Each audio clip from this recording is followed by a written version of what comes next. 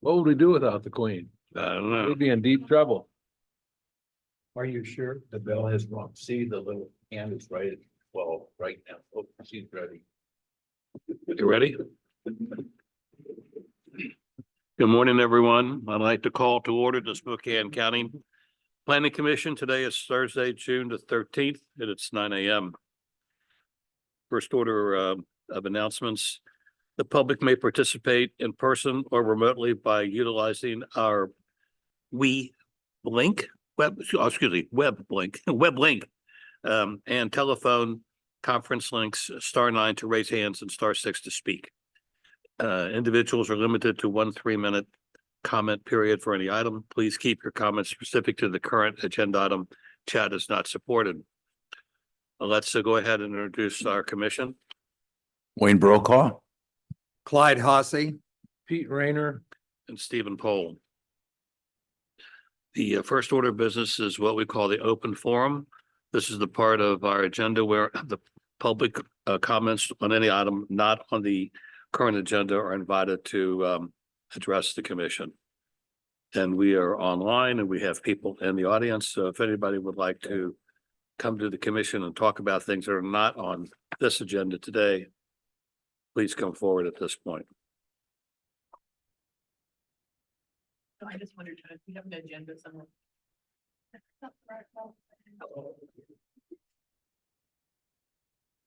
We'll wait until you get that. Go ahead. That side, I think on it, yeah. Did you want to speak? It's not on this agenda, right? Okay, great. That's exactly why we have this slot. Name and address. 3 minutes. Ella will be the timekeeper. Okay, thank you, Ella. Hi, everyone. I'm Hillary Pham. I am from the Spokane County Treasurer's Office. I just wanted to make an introduction. I occasionally get calls from seniors in regarding to their properties and planning issues. So I just wanted to introduce myself, that you have a name and face to the Treasurer's Office, and as well as I get to know you and learn more about the Planning Commission. So that's all, just a hello. Well, that was Yeah. quick. Thank you. Thank you. Yeah. We were here to talk about the gun club, but I don't see it on here because it's not on. there. It's not on this So agenda. we should talk now. So if you'd like to speak, now would be the time. Okay, Name and address, of course. Yep. And the 3 So, minutes. I'm Margaret Schweikart and I live on Sunwest Avenue. So about a mile from where the proposed gun club is. And I'm going to play an audio and it does have gunshots in it, but just want you to know. Turn the volume up.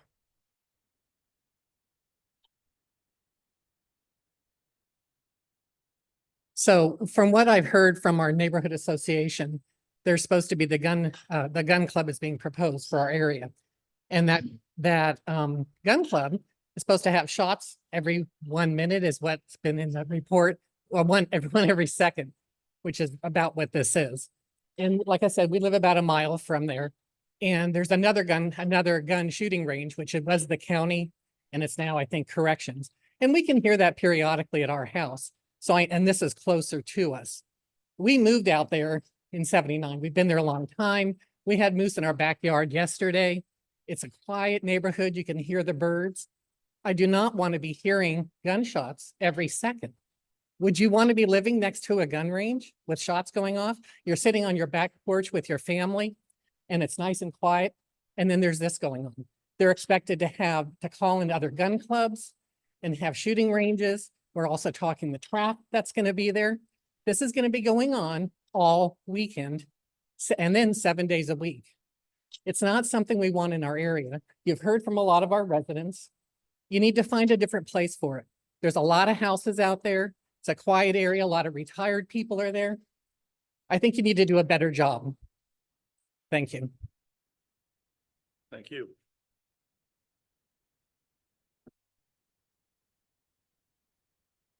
Hi, I'm Dennis Schweikart, husband. As my wife said, we moved out there a long time ago.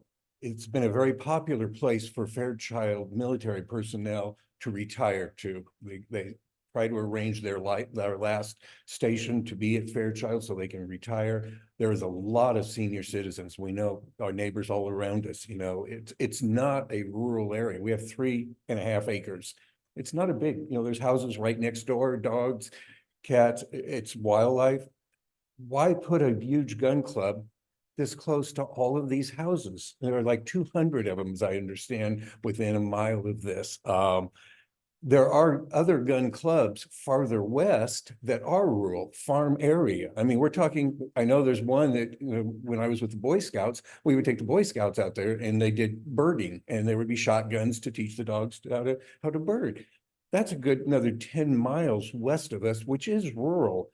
You don't have to go to Seattle to find enough property to put a gun club up. So dropping it right next to a cemetery, dropping it right next to all of the residential neighborhoods, they've got subdeveloped, they're building more houses out there. This isn't the place to do something like this. And so, you know, I sometimes feel like West Plains, and particularly our area at SunWest Avenue, has been the dumping ground, to be honest with you. We've been here a couple of times. There was a petition to change the zoning ordinance to put a classic car lot in a junkyard, and it was going to have a great fence, and you go out and look at it and it's just a junkyard. It's just dilapidated, abandoned, and cars left in it. Nothing was ever done positive to affect the area there. The Graham dump put in 1/2 mile from our house.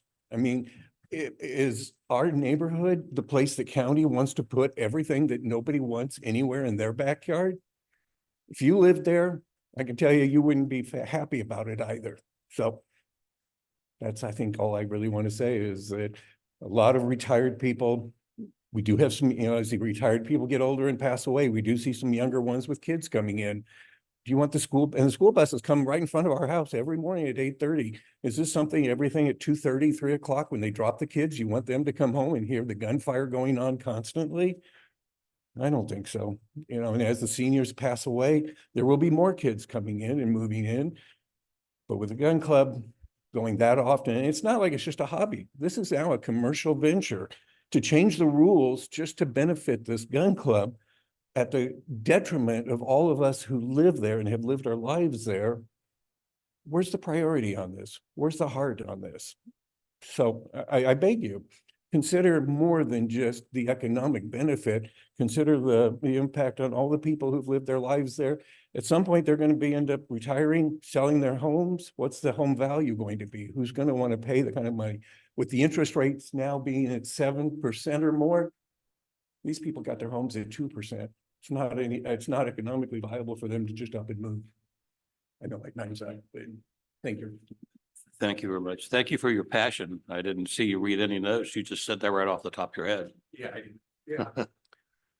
Mr. Chairman, while we typically don't respond to open mic comments per se, I do want to remind the commission that the site on the West Plains that was purchased by the gun club for its operation cannot be used for gun club operation by court order.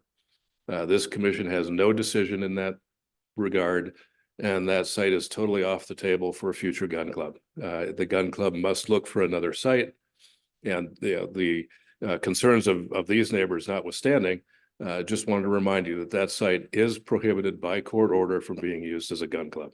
It will not be a gun club. Thank you. Anyone else like to address the commission for items that are not on this agenda? Anyone have their hand up? Very important, we always consult with the screen. No one? No one else in the audience? Okay, we will move on. Oh, yes. Our new latecomers here, introduce themselves. Let's start with you, Melissa.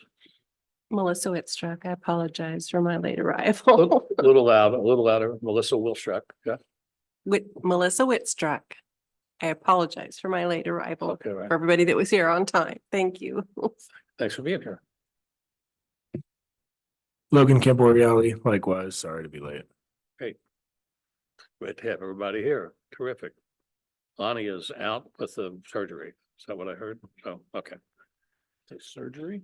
Yeah, it's got some sort of. So young. Right, We get. there you go.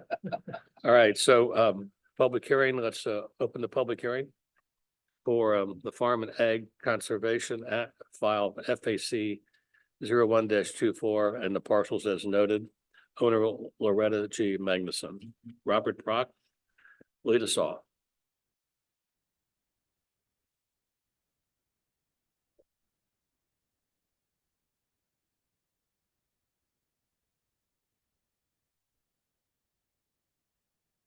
Let's try this.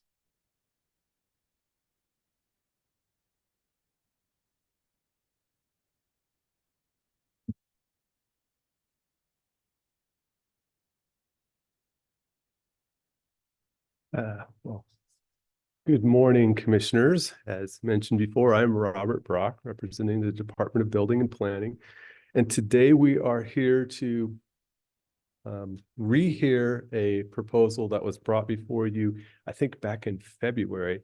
And we're calling it the revised version of FAC 0124.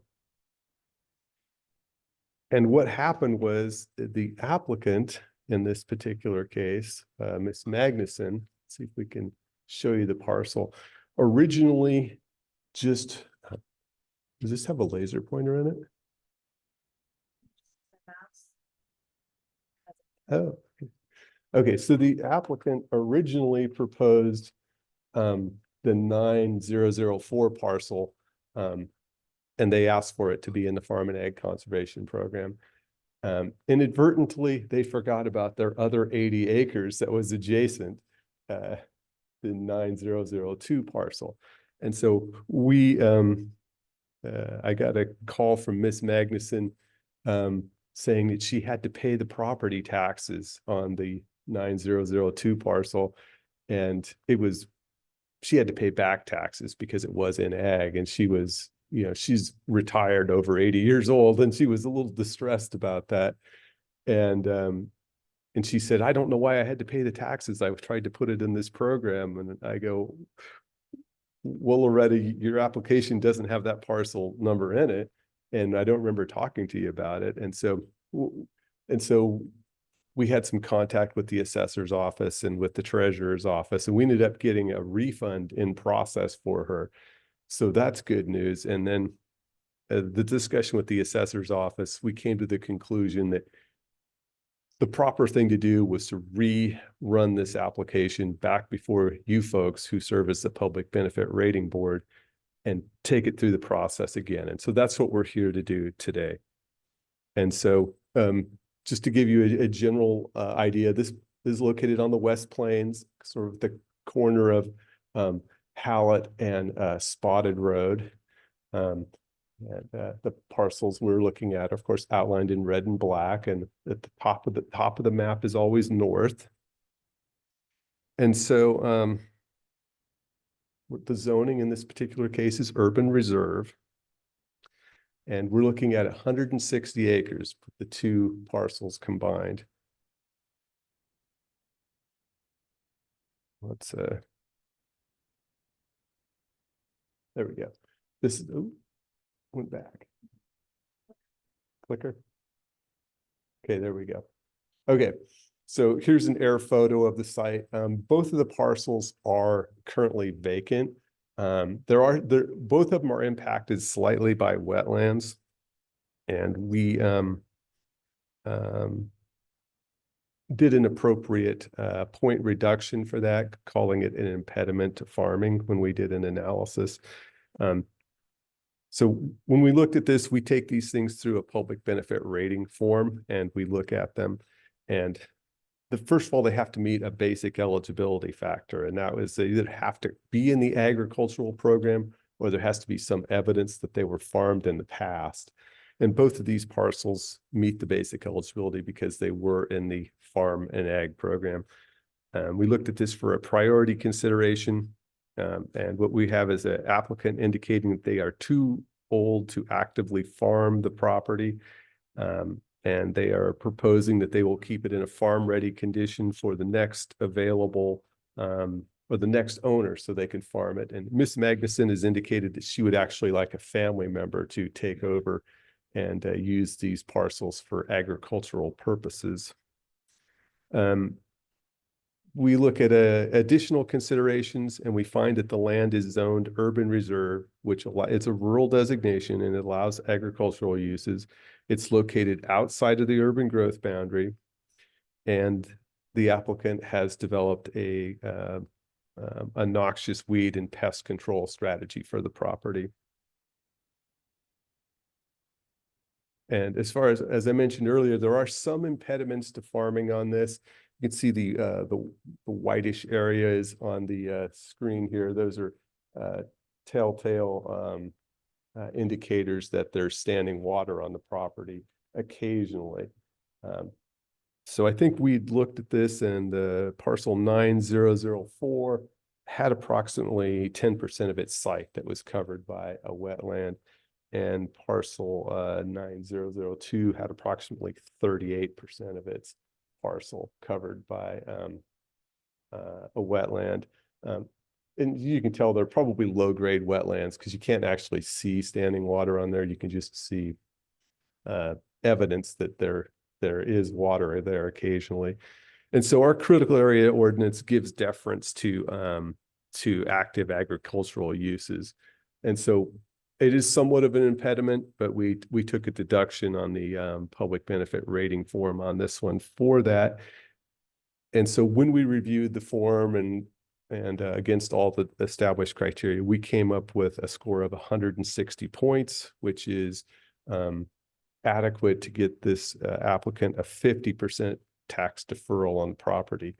And so with these types of projects, it's a deferral, it's not an outright forgiveness. And so when the property is sold or converted to a different use, the treasurer's office will bill them for 7 years of back taxes, and they'll have to pay that when it's transferred to a different use, or if it goes into the full ag program, then it'll be eligible for a different sort of tax deferral. So I think that concludes our analysis. We are recommending one condition, and it's the standard condition that this applicant produce a report by January 31st of each year, indicating what they've done to maintain this land in a farm-ready condition. So with that, I will take any questions you might have in this particular application. Mr. Brock, how long has it been since this was actively in an agricultural use? Well, apparently it was in the ag program up until just this year. And I think they have to demonstrate that they're making income on the property. And so I'm not sure if she was audited or not. I don't think I got the note that she was audited, but at some point the assessor's office checks with the parcel owners and says, are you producing any agricultural income on this? Demonstrate that. And I think in the full ag program, you have to do it 3 out of every 5 years. So I don't have a specific date for you, but.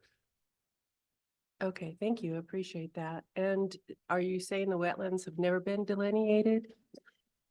They look. Well, they haven't it been might be delineated by intermittent a or by a seasonal. qualified professional. They show up on the county's GIS maps as wetlands. Yeah. So they might be seasonal or intermittent, but Yeah, they're don't have probably, a I mean, delineation. having a lot of experience looking at air photos and our critical area ordinance, I would say that you're probably looking at intermittent wetlands there. You can see a more permanent wetland a little bit to the north where you can actually see water there. And right here, you just see the telltale signs that there may be water on the site during certain periods of the year. And that's typical on the West Plains. Very typical. On the Doesn't West Plains. drain well at all. No, no. Blue basalt is very tough to get through. So, thank you. I appreciate that.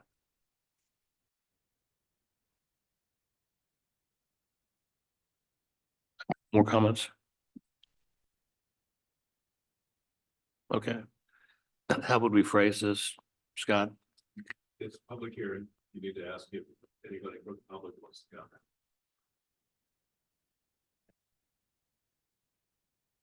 Floor is open for anyone who'd like to come forward. I don't see any yellow slips, but anybody online? Do we see? No? Okay. Seeing none.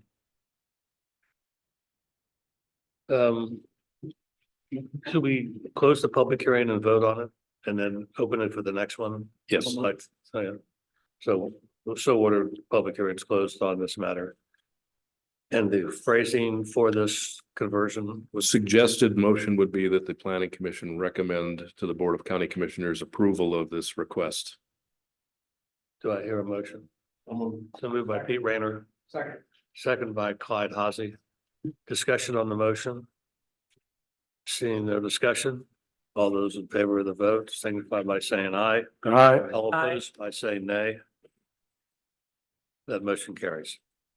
I'd like to open a public hearing for Farm and Ag Conservation File FAC 02-24 in the parcels. As indicated, the owner of Personal Asset Trust for Gina Baker Osterbach, Personal Asset Trust for Sonia Baker Vanderbrake, the parcel was noted Tammy D. Bouchard and Robert J. Compton. Hope I said all that right. Robert? There we go. Okay, so this proposal is being brought forth by a group of family members. It's located in the northern portion of the county, a little bit east of Highway 2. The parcels are located in 3 distinct clusters, each with 2 parcels each. And you identified the owners in this case. Gina Baker Osterbeck and Sonia Baker Vanderbrake own 7 of the parcels, with one of the parcels owned by Bouchard and Coglington.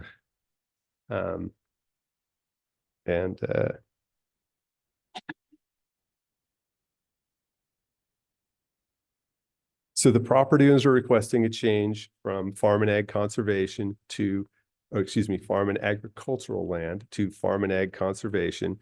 We've got 6 parcels totaling at approximately 194 acres.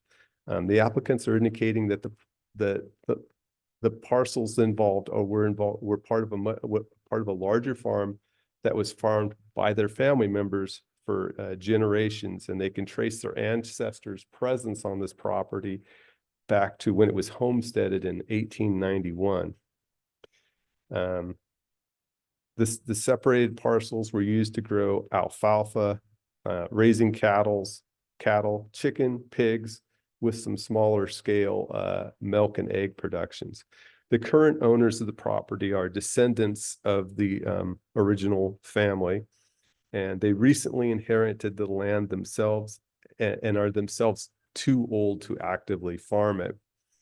They propose to keep the land in a farm-ready condition so that the next owners will have the opportunity to do an agricultural use on it. So what I'll do is I'll go through the 3 different clusters of parcels. So right here, we've got 2 parcels, 372.32.9006 and 372.32.9013, located adjacent to Highway 2, north of Colbert Road right there. The zoning on these is rural conservation on the northern parcel and let's see, RAC, which is Rural Activity Center on the southern parcel.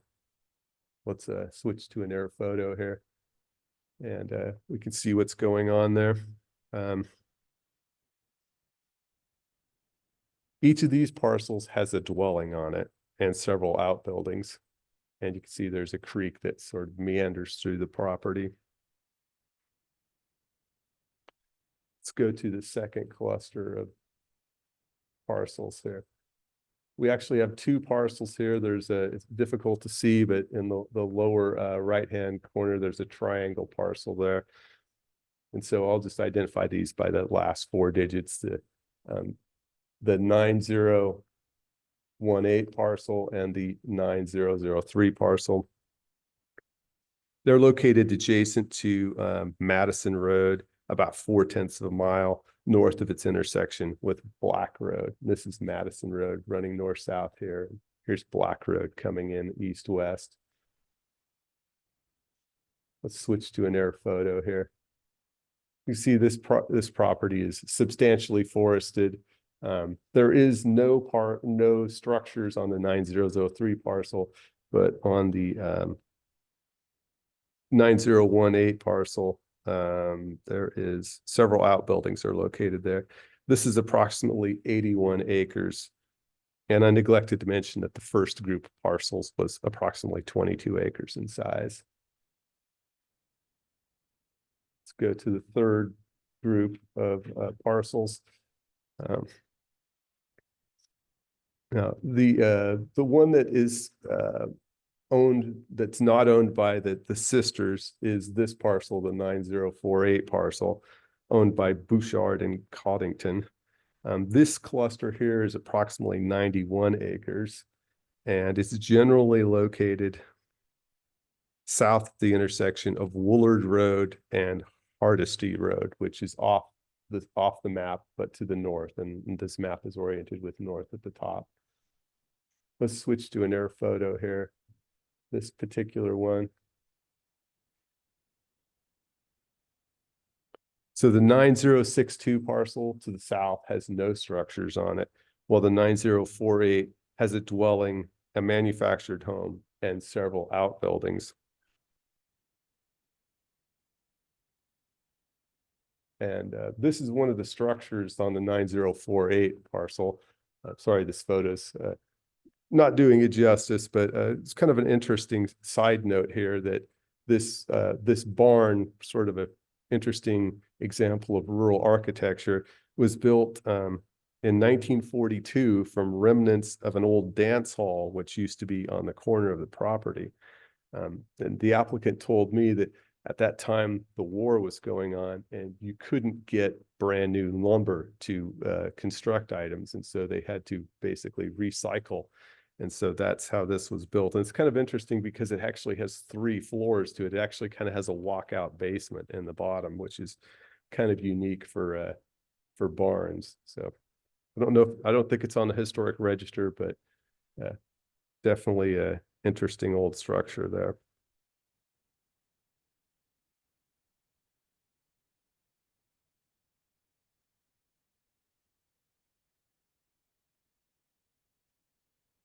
So, Mr. Chairman, you should maybe suggest that Logan, in his day job, takes a look at this. This would be an interesting candidate for preservation. Yeah, it's a pretty cool building. I've never seen it or heard the story. Super cool. Yeah.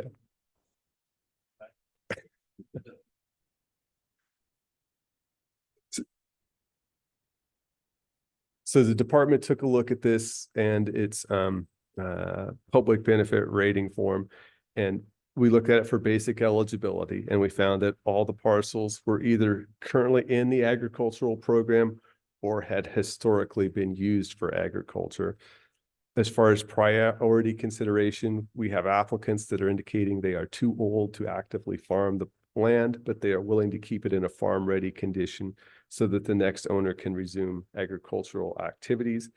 And we see that the current use of the land appears to be consistent with future agricultural activities. For additional consideration, all the land is found in rural zoning designation, which allows agricultural activity. It's located outside of the urban growth area, and we find that the applicant has proposed a plan to control noxious weeds. We did find a slight impediment on the property, and we correspondingly downgraded it on the public benefit rating form. And that is that, if I can go backwards here, that there is a stream that bisects the property. And it's the same stream that bisects both. There's 2 different clusters of property that the exact same stream bisects. But again, I will say that the critical areas ordinance is deferential to agricultural pursuits that have been going on prior to its initiation. And so we did downgrade it a little bit, but you can still do agricultural uses on it. So in summary, we have 194 acres here consisting of 6 parcels that wish to change tax categories. We are proposing a standard condition, which is that they produce a report once a year by January 31st and give it to the assessor to indicate how they are maintaining the property in a farm-ready condition, including the noxious weed control strategy. So with that, I'm concluding my presentation and open to questions on this proposal. Thank you, Robert. I have a question for clarity, and I've been trying to follow you. Are they all adjacent to each other? You never indicated that, or you did? I mean. Oh, well, they're in 3 distinct clusters. They're all in the general area in the North County, sort of east of Highway 2, but there are 3 clusters of 2 parcels. Yeah. And you brought them together to say that it's 191 acres total? Yeah. Is it because, and why was that? I mean, I'm not following you. I'm sorry. Okay, it's allowed by by this ordinance. It's allowed to run this as one application because it's it's a family group and they all own the parcels together. And it was a traditional farmstead, and that's not uncommon that farmsteads have separated parcels. Yeah, they didn't own all of the land in between, but at any one point, but they just had separate different operations going on in the same general geographic area. So just to make sure, they're not contiguous. No, they're not all contiguous. There's 2 parcels in each of the clusters that are contiguous. And I can go back through them real quick if you. no, that's fine. I just wanted to clarify that point. I should have given you an overall map that showed the whole area and go, here they are. No, that And was the that's- important thing to me, is that they were not contiguous, or they were. So that's great. Thank you for that. I appreciate that.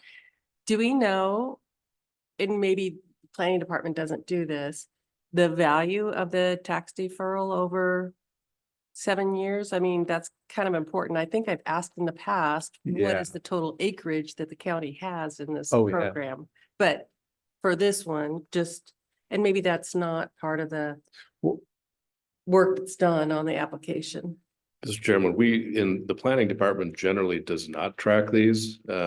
We are part of this process because you, as the planning commission, serve as the evaluation board by our own code. It's sort of an incidental route for planning. There's not really a planning discussion in this. It's purely a tax issue that revolves to the assessor, but it falls to you as representatives of the public to act as that board. And in some cases, maybe we should adjourn the planning commission meeting, reconvene as the other board, do that, adjourn, come back as a planning commission. We just thought it was simpler to run them through as an agenda item. So it's a totally separate function from the rest of our department. As I assumed, I'm just kind of like keeping this in the back of my mind for the planning department. Eventually, the tax-paying public has to pay for infrastructure and improvements and things like that. Although a competing interest is the preservation of ag land. So I just think that that's part of maybe for the comp plan update to think about. What's the acreage that we have that is not in tax? I thought I remember Bob telling us that last time we had this discussion, and I don't remember for sure, but I remember it being a very small amount of acres comparatively, but that's just my memory. Oh, yeah, we did have a presentation on the amount of acreage and we went through each of the different categories. Yeah, I can email that to you if you're interested.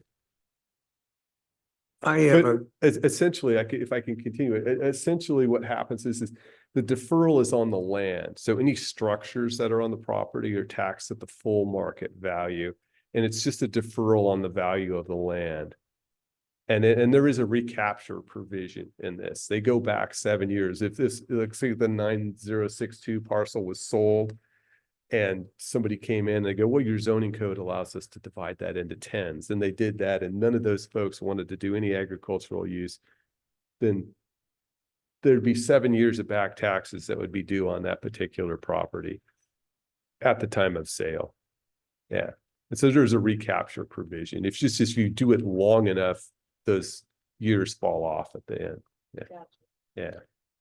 Yeah. I guess I have another question is that as the years go on, progress is made in different areas and different neighborhoods. And I have no idea how far apart these parcels are of each other. I would rather approve each one individually in case something happens. I mean, I don't like a blanketing effect because it doesn't affect it in the same way. I'd rather do, if there's two together, then we'll do those two together. If there's two over there, we'll do those two together. Is that unreasonable or not? I don't know. Well, to address your concern there, what happens is they can individually come out of the program. So they're going in as a group, and each owner is essentially responsible for producing those reports and for maintaining the property in a farm-ready condition. And so individually, let's say the 9048 parcel, the one that was owned by the outside of the sister group, if they made a rural wrecking yard out of the place, and it's like, okay, that's a code violation and it doesn't look like it's ag ready anymore, they could be removed from the program without the other parcels being affected. So the assessor's office has the ability to pick different parcels where conditions have changed and remove them from the program. You kind of did not answer my question. Okay, and there's also let me provisions jump in the, in. Please. Let me jump in. Okay. The Spokane County Code allows them to be considered as one because they're under common ownership. So we don't necessarily have a choice. If they choose to use that as part of our code, it's allowed. Thank you. My question's about the parcel that has a bunch of timber on it. Does Timberland, I think it was back a couple, or maybe just back one. Does Timberland get a deduction or how does that work? Yeah, this one. yeah, we went too far. I think It is possible for the applicant of this parcel to be in the timber program. But does the timberland impact the ag usability? Like in this case, I think you said this was 90 acres, but are we considering that ag space that, looks like it's farmable here in the southeast corner, or are we providing it for the entire space? Like, I don't know anything about farming. Like maybe you can cut those trees down and farm it all of this is considered farmland or just the southwest quarter, Well, whatever that is? At one point, it was all considered agricultural land, and what can happen on there is you can have grazing of cattle, and you could have the field as the production for cattle food, and then the cattle could graze on portions of it, and they could also be in the woods part of it too. Cool. Thank you. So- That's the kind of explanation I needed. Appreciate that. Further comments? Comments from the audience? See no yellow slips online?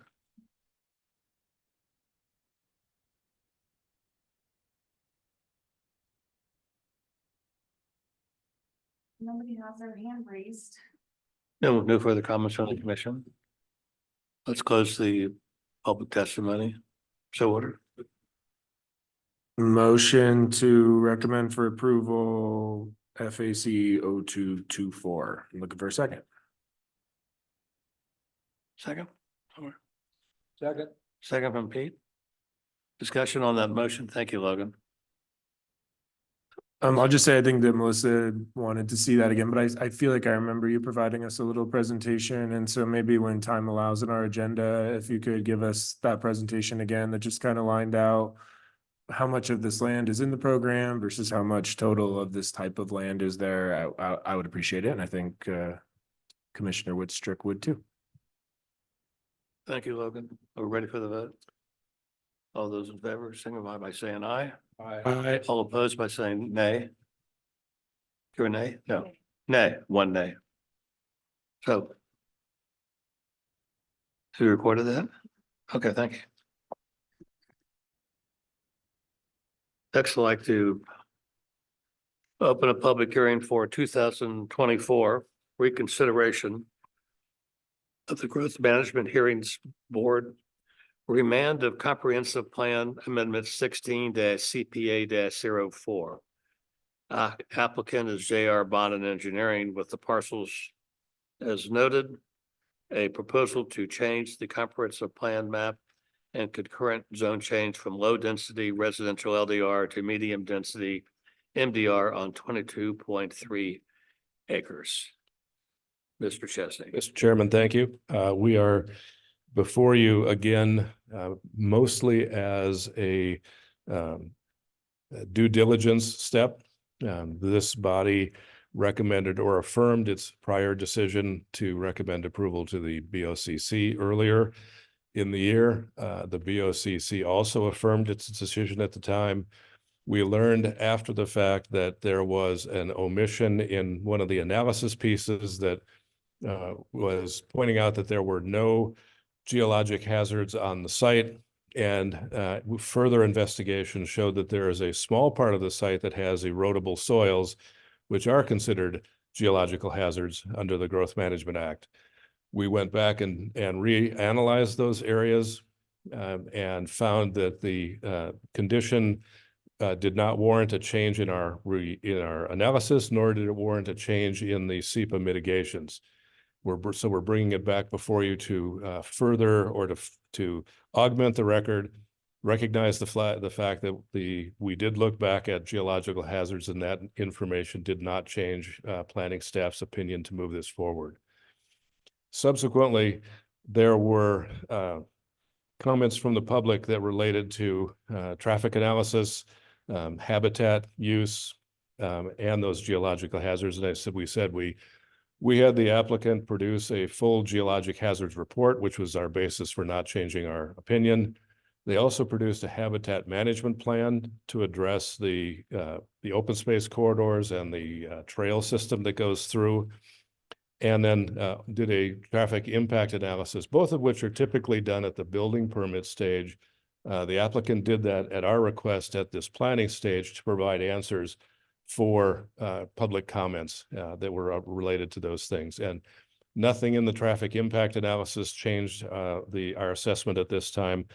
And the habitat management plan shows that they are adequately aware of possible wildlife corridors and that they will manage those more specifically as buildings are recommended. Finally, and most recently, the group FutureWise commented on this, or essentially reinforced their comments from last time. They do not feel this is a good place for multifamily housing. Their recommendation to you is to keep it as a low-density residential project, and they don't see the need of urgency to move this along in that fashion. To remind you, this is a 2016 amendment, which means it was filed in 2015. It has been in consideration for some time. There is clearly no sense of urgency on this. Their perspective is it should be better considered in the 26 plan. That's certainly an opinion that we would respect, but we also do not see any reason to hold it back given its progression so far. And as for the multifamily component, we simply professionally disagree with the assessment that it should not be multifamily. Multifamily is recommended in our comprehensive plan for infill projects in low density neighborhoods. So this by itself has that aspect of adding residential units in a single family neighborhood without adversely affecting the traffic patterns. And secondly, its proximity to Whitworth University does provide an employment center. It does provide another rationale for providing this kind of housing within walking distance of an employment center. So we disagree with the criticism that should remain single family development. So you've seen these before, and the point is that this remand has met the conditions that the Growth Management Hearing Board imposed on it in 2016 and now gone beyond that. And to be fair to FutureWise, they acknowledged that the 3 additional studies were valuable. They said that that was a desirable step to have taken. And they recognized the county updating its capital facilities plan, which was one of the original reasons this was remanded. So they did, I guess, progressively compliment the county on taking those steps while they still disagreed with the ultimate process. So you've seen these comments before. We left this up here from before. That the CFP has been updated. This is the FutureWise recommendation that has been addressed.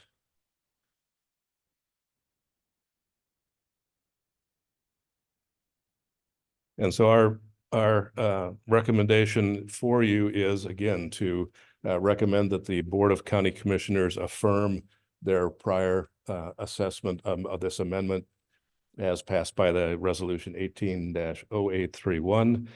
We are happy to take any questions or any additional public comment.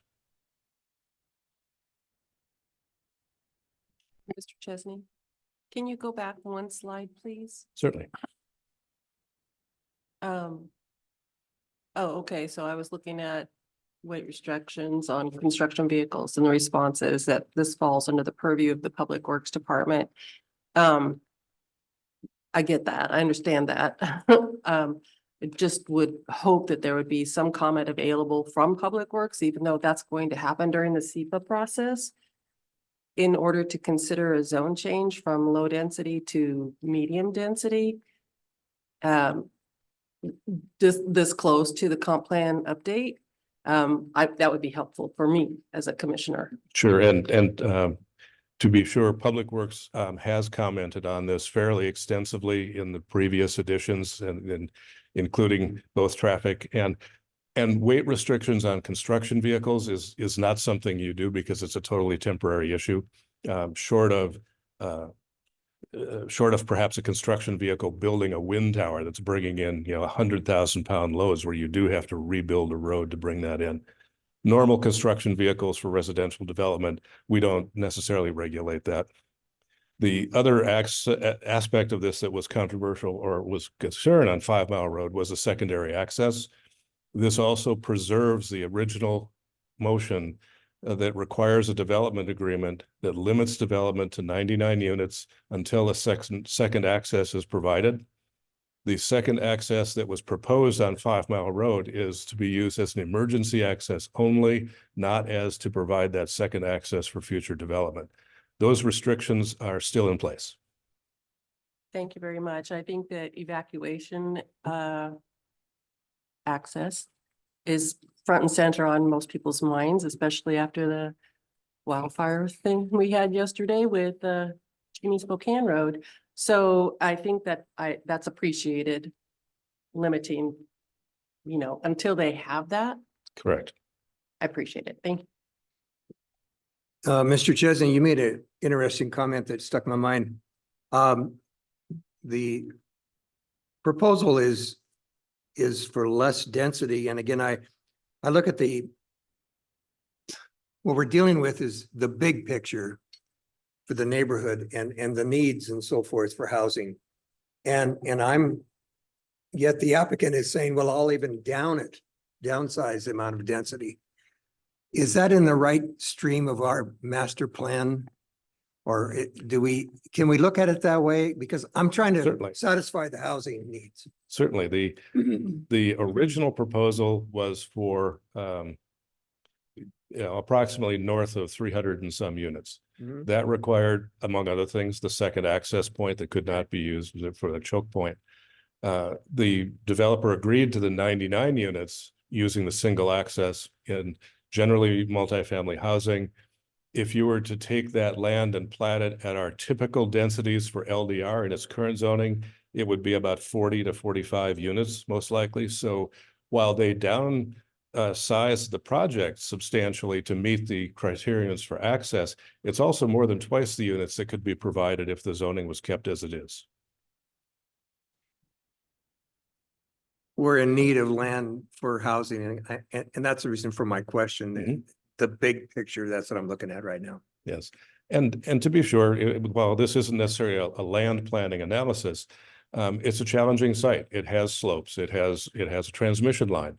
Those are not attributes that are generally found desirable by single family home builders that would want individual lots, 4,000 square foot lots or something. So if it was to be restricted to single family homes, it's very likely it would be hard to build that out in market rate housing. Whereas multifamily, being commercial construction, can better mitigate both the land conditions and the transmission tower conditions as well. So there's also the factor of what can the market actually build on the site. Thank you. It seems like yesterday we had this hearing. Wasn't that long ago. And I'm saying that because I drive by that multiple times a day. And I have a lot of friends who were pro and con. And if I recall, if we turned it down, we left in place the emergency access as a main access, coming right out halfway down a shadow covered 5-mile road as the primary access, and very unsafe to put. And then, as you said, the housing options available in medium density are so much more user friendly on a hillside than single family. I mean, we went through it. I thought it was a very creative resource. Anyways, I just want to remind the people that it's a challenging site. It is, and the original second access was anticipated roughly here, very close to this boundary line, and that was or is an Avista Utilities access point to their substation facility that sits up in this area. Avista at the very beginning said, no, we will not agree to make that an open public access in any case. Then it was proposed over on this side, which is a much more severe slope. From the traffic perspective, our traffic folks were less concerned about that, but the slope itself made that somewhat of an untenable solution, at least at the time. So hence we're back to the current conditions do not allow access onto 5-mile road except as an emergency entrance only. And unless they can solve that issue, it'll be limited to the 99 units. Am I correct saying that Waikiki, since this was to us, what date did it come to us the first time? I don't recall, probably March. 2016 or Well, 2015. yes. Well, But we considered it last year as well. well, that was my point. Yes. And there's been major road improvements done on Waikiki. Would that cause some changes in where we were going? Our transportation staff did find that those improvements had at least a nominal impact on being able to support the traffic. But the overall traffic was not seen as being unsustainable for Waikiki Road.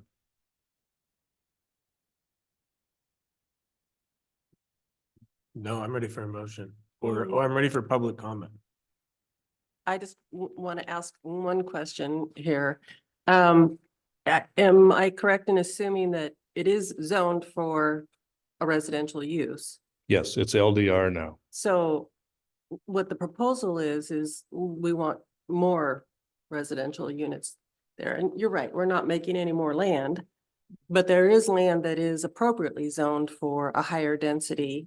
There is no obligation to ensure that whatever you want to build, you can build it there in that location with steep slopes or whatever it is.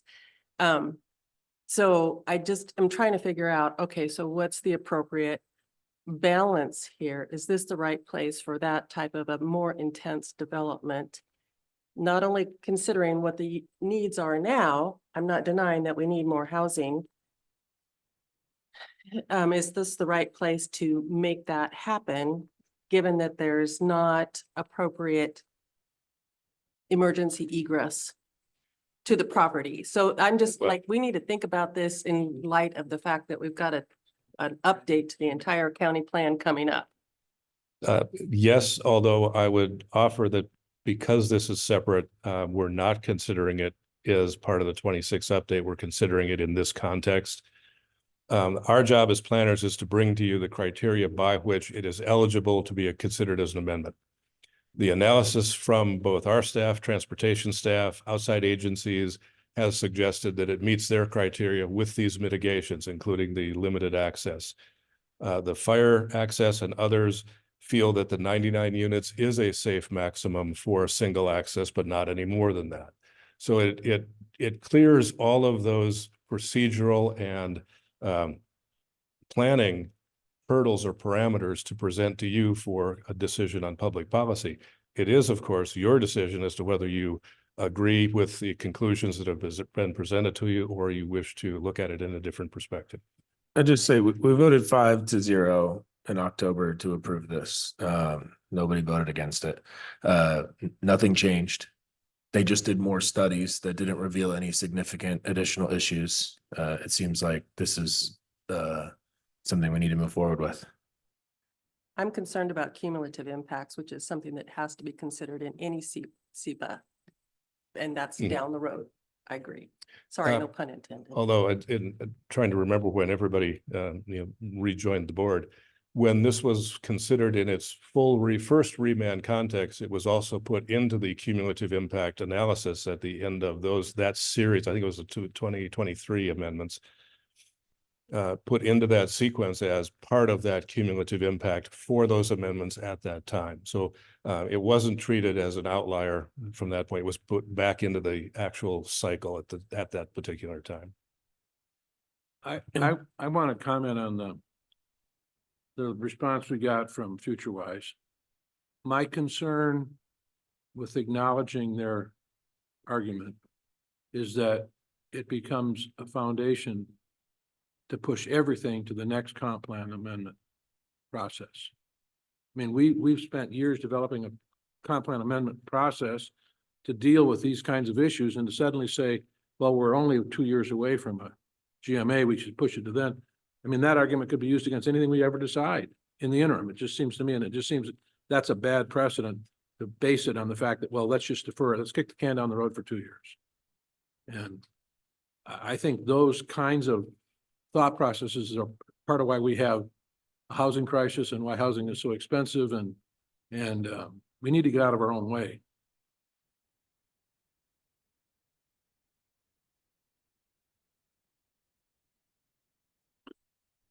Further comments from the commission? Public testimony is available. Should the applicant be asked to speak? Well, Bonnet and the people who were named in here. They're right over here. Did you want to take this? And I mean, you're the central person, and okay. We do have a public testimony here from Brooke Frickleton with FutureWise. Would you come up and speak, please? Thank you. Thanks for being here. Did I say that right, Frickleton? Okay, good. So as you stated, I'm Brooke Frickleton. I'm here on behalf of FutureWise. I'm their deputy legal We director. normally have our addresses and everything. I've got it there on the card, but I'm happy to. 1208 East 39th Avenue. Okay, 99200. Great, thank you. Yeah. So thank you for the opportunity to comment today on the comprehensive plan amendment number 1604. As stated, I'm here on behalf of FutureWise, which is, as some of you know, is a nonprofit organization that works throughout the state to support land use policies that encourage sustainable communities. I appreciate the planning staff kind of acknowledging some of our comments. We have taken additional review at the studies that were submitted and do acknowledge and appreciate those, that further analysis, as well as the recent adoption of a GMA compliant capital facilities plan. However, I do want to draw to your attention that with the mandated 2026 periodic update process coming, it is possible that that capital facilities plan will no longer meet the revised GMA requirements, in particular the new requirement with climate change and resiliency. And FutureWise believes that the 2026 periodic update is the proper opportunity to implement more comprehensive land use and transportation strategies that comply with the revised GMA requirements. To acknowledge the concerns about slippery slope, that is within the commission's control. Our focus here is to look at each individual parcel with its cumulative impacts.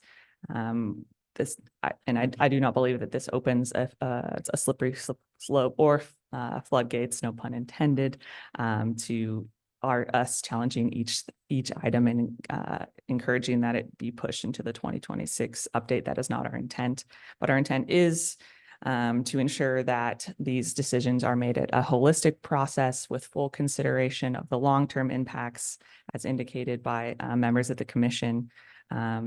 The current transit options identified in the September 2023 staff report, we believe are insufficient to properly serve this proposed development. While there have been updates to the roads and the traffic nearby, and additions to the bus service in that area, that bus service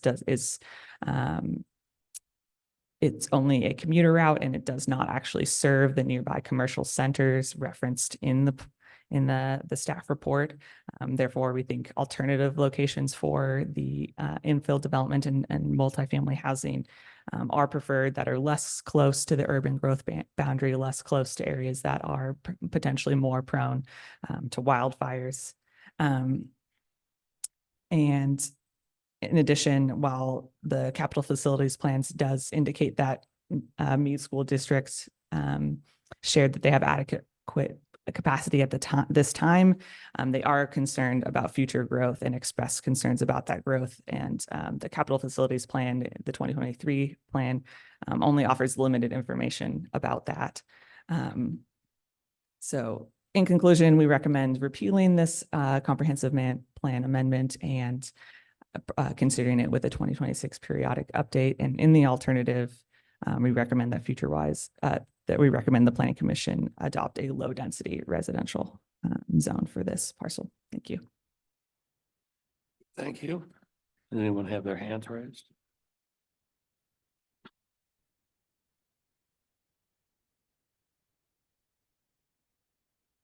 I thought we had 4 up there. Now there's only 2. Okay. Anyone else didn't get a chance to talk on public testimony? Our ratings are suffering, Mr. Chairman. We're not exciting enough to keep our audience engaged. I'm sorry to hear that. We need a better marketing team. Anything from you? More comments? No, Mr. Chairman, Are we ready to close public testimony on this? Without objection, so ordered. Discussion amongst the commission, or we will obtain a motion to move forward with this. State the motion, how it should be logically constructed. Scott, would you please? It's up there on the screen. You have them right there. Move to recommend. Okay. Board of County Commission affirm the earlier amendment CPA -04-16 is passed in resolution 18-0831. That is the recommendation. The motion. I spent a lot of time thinking about these last year. Yeah. Dove deep on each one. It doesn't seem like things have changed in a germane way to me here. And so I'll make the motion to recommend the BOCC affirm the earlier amendment of CPA 04-16 as previously passed in resolution 18.0831. Thank you, Logan. I'll second the motion. Thank you, Glenn. Discussion amongst the commission? Yeah, if I could just a little bit more, I will address some future wise comments too that I find to be a little bit strange. There was some address by the future wise speaker that there's limited transit options, but I mean, there's a commuter line that goes directly down this road, like in front of the site. It provides access to downtown. Yes, it's an express commuter route, but there's also less than a half mile away, which is a typical walk shed. There's the access to the 28 route on Whitworth's campus, which also allows you to walk across the campus. So not even having to walk on a busy road, which would provide you access to commercial centers nearby. Additionally, it's really within a 1 mile walk of a commercial center, which is also a pretty typical walk shed. I don't remember Meade having any specific issues about, like I said, they said they're concerned about the future, but we're just talking about 99 units here, potentially 50 more than would be allowed under the current zoning. I don't see anything that's changed and we should support this. Thank you. More comments? Well, I appreciate your comments, Logan, and thank you for all the work that you've done reviewing this and for staff's work reviewing this, and it is coming back several times over many years. I think it's important to keep in mind that although it sounds like or seems to that some things are getting pushed off to 2026, it's important to remember that just as my driver's license photo does not look like me 5 years ago, neither does the current comp plan that's being operated under or the capital facilities plan. The planning department works with the information they have at the time, but it's dynamic, it changes, it moves, and we've all seen that happen in the last 3 or 4 years. It's like this, it's very fast that things are changing in Spokane County. So I think it's important to take the time to relook at things that we decided, yeah, that's fine, sounds good. It's only, 50 more units than it was, but those are 2.3 people per household. I don't even know if that's the right amount anymore. All ages, all abilities. We just need to look at it and go and give it the deference that it's due for each decision. It's not that I feel like opposing that. I just feel like the context is really important. These are not individual decisions. They cascade, if you will. Thank you. Thanks, Melissa. Further comments? Are we ready for the vote? It's been first. Okay. All those in favor of the motion signify by saying aye. Aye. All opposed by saying nay. Carries unanimously.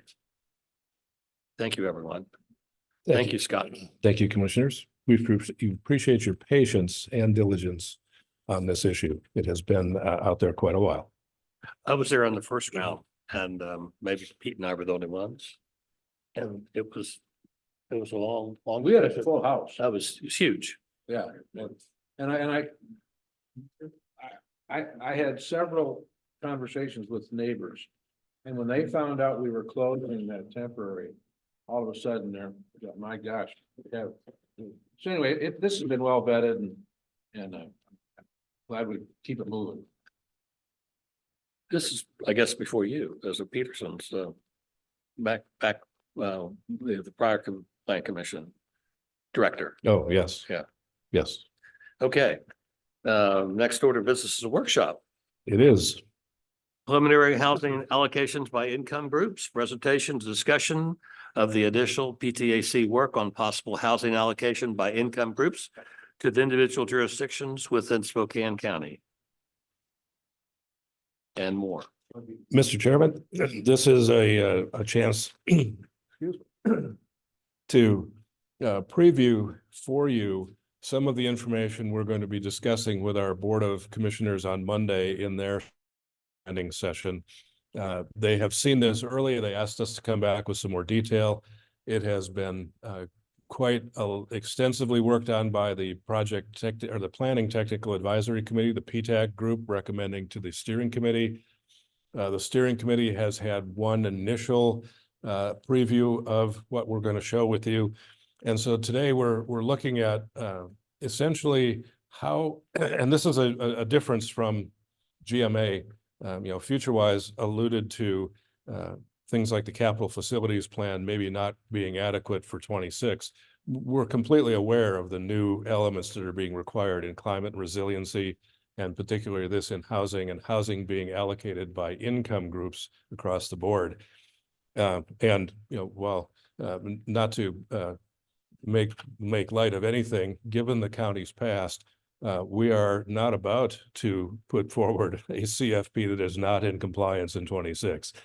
We have been down that road before, and it did not turn out well for anyone. So all of the capital facilities work, all of the work that's going into this is intended to produce a GMA compliant plan in 26. And we're working with Commerce and frankly, FutureWise on commenting early and often on these aspects. So we intend to use that analysis and criticism as constructive in moving these forward. This is one of those big changes, though. Housing in the past was done almost solely as a function of land use and zoning density. and available use. And if we don't have enough, we keep pushing out. Now we're being tasked with allocating housing by income groups in a fair share to the various communities that plan under GMA, which is pretty much all of our cities and towns, our small towns, and of course the metro core and the county itself. That's a new thing. And what you can see is some of the language on where we're going with that, but let's get to kind of the numbers here. What's being used as the basis for this is a tool created by the Department of Commerce that allocates these houses by income level based on two options. One is on your overall essentially share of growth in the or share of the population, and then a second one that looks at where you're going to be in 2026. What we're doing differently this year is these allocations, and I probably should have left that other slide up, are being done in the sense that what that means is each individual city, town, county has to have accommodating development regulations to allow and support housing at that level to be built in those areas. This is not a housing construction plan. This is a development regulation plan to put in place development regulation zoning that allows and fosters that sort of housing. There are really two methods that Commerce has put forward, and then at the moment they've left open the door for a method C, which is indeterminate. It's and not to be too insolent about it, but it's anything you can come up with that you can defend, and that leaves a lot of room open. So we're also looking at where we're going. Method A looks at projected growth. You can see here if that means your place is going to grow by 4%, you're being allocated 4% of those individual areas. B looks at where you're going to be in 2046. So if the place is going to grow by as much as 5%, you're going to get allocated 5% of that growth regardless of the share of population you have in the county.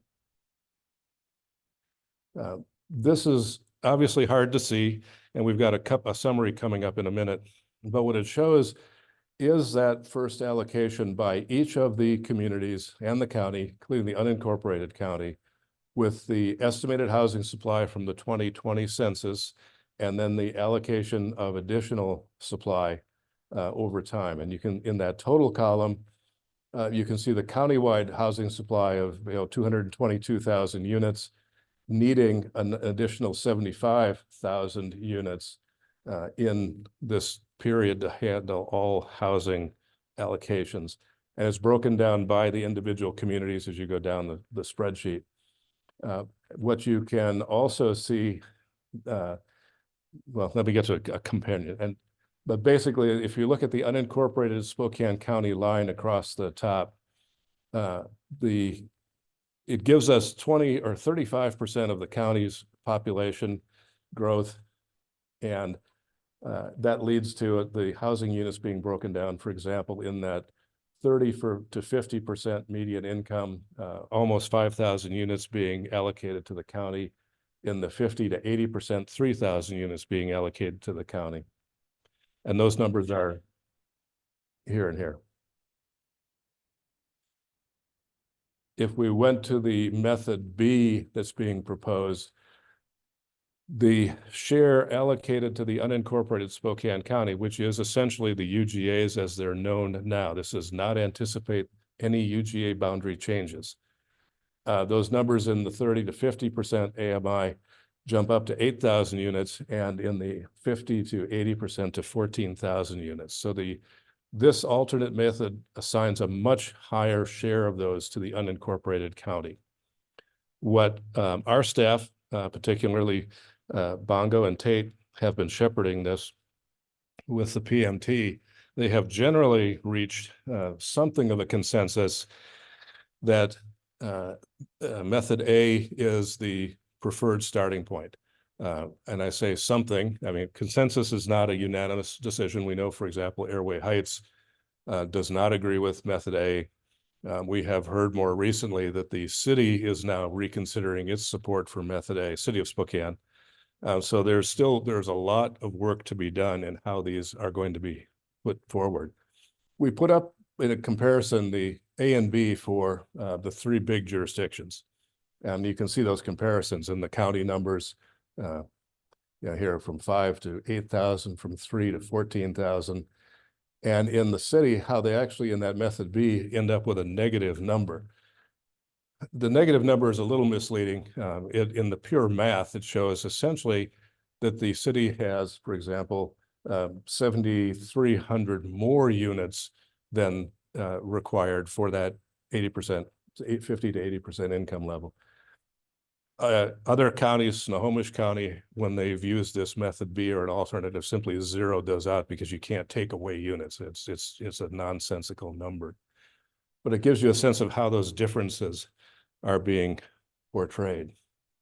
Scott, maybe I missed this, but could you just tell me a little bit of Method A and Method B? Where is the where are they generated at? How come we have these two methods? Just help me understand. Sure. I'm gonna ask our guys to come up and give you the details. They have been shepherding this and they have it they've been doing all the research.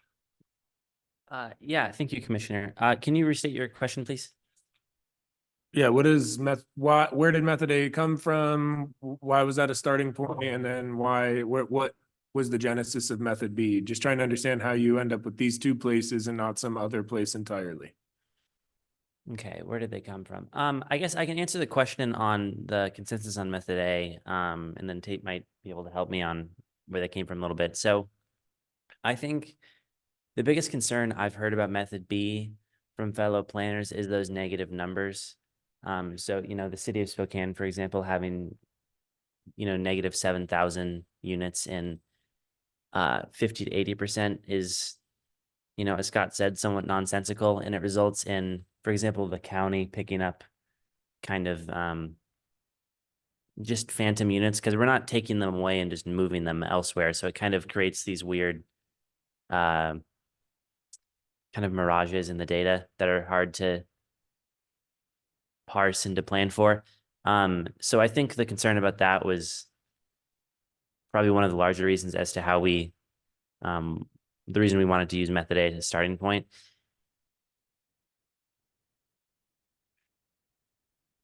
Do you mean in terms of how they arrive at the numbers? Or just what is, I guess it sounds like maybe Commerce directed these two methods, just like where did that's where they come from. Commerce said, here's the methods, choose one of these methods or come up with your own method. Is that sort of the options? Yes. Got it. Okay. Thank you. That helps me. Yeah. Did that answer your question? Yeah, that's good. Thanks. Okay.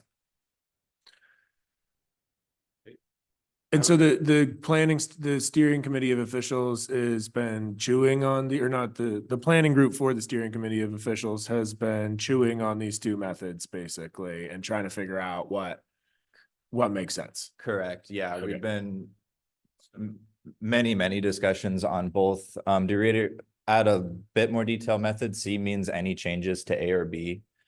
So any sort of things that want to be addressed specifically by SCEO as we move forward is something we at PTech look at for any changes to maybe address those within both methods. So it doesn't mean we have to come up with all our new math equations and back it up. It could just mean what factors do we want to add into these, like a weighted distribution of some kind, and then explain and be able to back that up. Gotcha. Okay. So it's Method A or B. If you want to modify Method A or B, you can make that Method C. You just have to justify why you're choosing to do that. Thanks. Correct. That helps me a lot. And it's not in this presentation, but the Department of Commerce is working on an update to Method A, which is going to add some distinguishing factors. Specifically, it's going to it breaks down UGAs by specific UGAs. So currently, if you look at this unincorporated county, our jurisdiction is just one growth sort of blob, whereas the updated tool will break it up into individual unincorporated UGAs. So we could technically assign growth to, let's say, the North Metro specifically.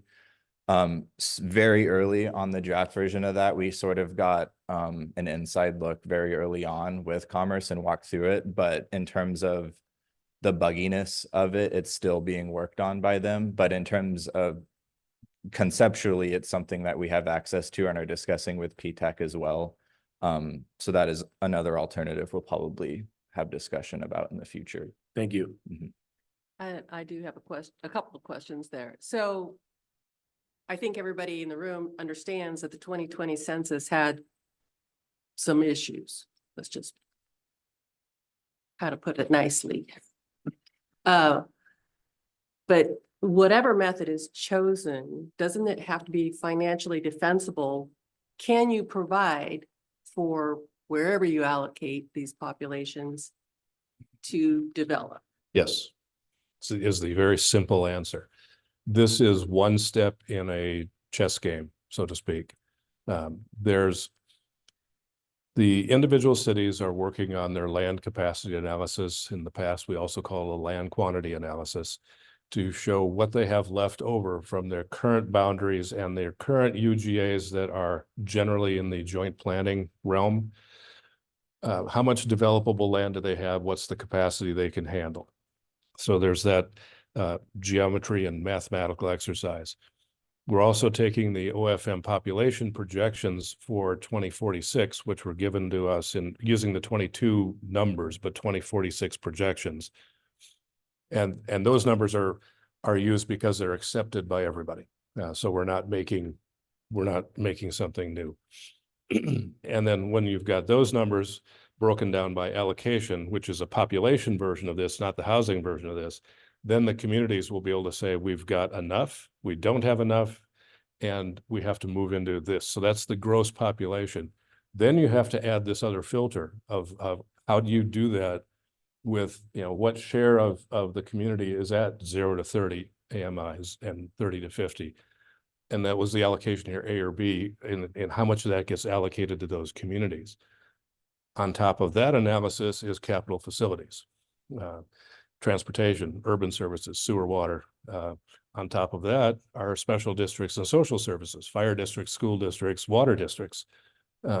All of those have to come together to ultimately draw a boundary and say, these parcels of land meet all of these criteria and are therefore eligible to either stay in the UGA, or this is a legitimate place to expand a UGA in this case. All of that having been said, we also have in Spokane County somewhere around 1,800 acres of lands that are currently zoned rural or at least non-residential, assigned to most of our small towns, Airway Heights, Medical Lake, Cheney. All of that UGA acreage has to be reassigned. It's been left to idle for years, and that was one of the determining factors that FutureWise and the courts found against the county in 2013, that you had this UGA acreage, but the county kept wanting to add more into the metro core where the development patterns were showing it wanted to grow, but it didn't account for this other acreage. This year, or in 26 rather, we have to account for all of that acreage. So the logical part of this is, let's say, with yet another layer, the cities have added density eligibility to their low density zoning, Boca and other things in the city notably. So they can they have development regs that can handle a stronger infill than they could in 2015 and 16. So if that means that they can handle their share of population growth and housing growth within that general boundary, then that UGA boundary isn't going to change at all. And we have to find other places that are growing that can't support that. And that could in fact be Airway Heights and Medical Lake, but probably not to the extent of the acreage that's currently tacked onto their communities. And so there's going to be this shuffle. It may be that if the aggregate of this says we need 1,800 acres of new residential land by these standards for density development, all the good standards, multifamily, single family, whatnot, and we've got 1,700 acres parked over here on the sidelines, we have to reassign that 1,700 before we can find another 100. We can't just add 1,800 to the metro core. So I don't want to say it's a three-dimensional chess game, but it is certainly multivariate. There's a lot that has to be factored in here. And it has to be income and all, or I'm assuming all ages and all abilities appropriate, because you just can't park somebody out there in the rural hinterlands that No. can't afford it. No, and On that's, a little ranchette. and well, that's been sitting there, these other approaches. I mean, this is what we're looking at on our side now. What could be some of those factors that you would use to weight these decisions rather than just here's your share, here's your share. And remember, we're not talking about you must build 4,000 units of housing. We're saying you must have zoning regs that allow for this to be built if the market pushes in your direction. And that market could be nonprofits, it could be other things. What are some ways to augment, for example, method A?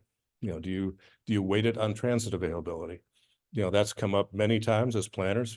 If people are in those low income brackets, can we allocate housing in places where they don't have to provide their own transportation, where there's a public transportation system that could get them to needed services as well as day-to-day amenities? That works for the STA routes that we have now, and it can be part of that tradition. It has almost no impact for the county because STA rarely ventures out into the unincorporated UGAs at this point. And yet another element, we are working with the STA to bring their, or at least one part of their planning under the comprehensive plan umbrella. So instead of their transit planning using their traditional methods, which is to essentially expand routes where population is growing at the end of a route, it's like, well, if this has to happen and one of those desirable places is here, but right now that's 4 miles from a transit stop, how do we plan to get transit there in a 5-year period? In other words, it brings them almost into that capital facilities approach of how do you get there over time? And also then provides them a partnership, perhaps, instead of going strictly for federal transit funding. And maybe that, well, okay, maybe there's HUD funding, maybe there's other kinds of funding, congestion mitigation, air quality funding that could be put into that to provide that transit service. So there's a complex implementation side of this too that can come into play. So there's that. The jurisdictional AMIs is another metric that we have data for, and we could use that to break that out. So, and what that ultimately does is it shifts more of this back into the city or into the city of the valley, because they already have a higher share of the lower AMI populations. Is that fair and equitable? It kind of depends on what the steering committee wants to do. But the danger in this is if you look at those charts for the county that say 14,000 units, but those units are in unincorporated UGAs, not anywhere near transit, not anywhere near services, not anywhere near a grocery store, how much sense does that make, practically speaking? Whereas if you assigned all of it to the city of Spokane, there's where the transit is, there's where the services are, there's where the grocery stores are. Yet that turns the city of Spokane into the sole provider of space for these units. And that was clearly not the intent of the legislation to move this into a fair share allocation. So it's a huge balancing act. And in a way, I envy your staff with this Gordian knot here, but on the other hand, I don't. Doesn't it become de facto exclusionary zoning if unincorporated county can't figure out how to provide those services that's affordable to all users groups? At this point, and I don't want to act like an attorney, at this point, probably not, because following the specific legislation that laid out this housing allocation, we are only required to show that we've created development regulations that allow this housing to exist here. What we're struggling with is what you're asking. Well, we can do that, but what about these other 12 layers that we're not really being tasked with by the legislature or GMA at the moment, but make sense to us as professional planners? it's clear that the legislature, in acting like a state planning commission, has taken an interest in this and will probably continue to evolve this. So even though we're trying to solve the Gordian knot today with the knowledge we have today and the requirements we have today, even the next legislative section is probably going to put some new twist on this because it's going to get refined. A lot of people are going to start asking these very same questions. Well, what about this? What about this? What about this? Planners through our own county group and working multi-county jurisdiction through WASAC and through the APA legislative chapter, we're all looking at this so we can have a voice in that next session more directly from a planning perspective and not just from a legislative perspective. So it's, it's what's the Chinese saying, may you live an interesting life. We have a challenge here. It's a worthy challenge, but right now there are far more questions than definitive answers. And so the idea of, well, if we can put something forth that's defendable right now, we've checked a box. But can we do that, since we're creating a new plan, can we do that in a way that really achieves the results that this county wants to see? And that's those other 12 layers that we've just got to pull together. What's the runway or the timeline to put a pin in this piece of the process? June 30th, 2026. This particular piece is something that won't be decided until the very end, or this is something like a stepping stone that we need to get to move to the next step? No, Logan, this is a good question, and my answer was superficial. I'm sorry. Understandable. It may in fact take an iterative process that takes us well into the first part of 26 until this starts to tighten, spiral down to a point. The steering committee will get another briefing at their July meeting. Like I said, we're looking to you for your comment on public policy from a growth perspective today. We will be taking that to the board with this exact slide deck on Monday for a strategic discussion with them.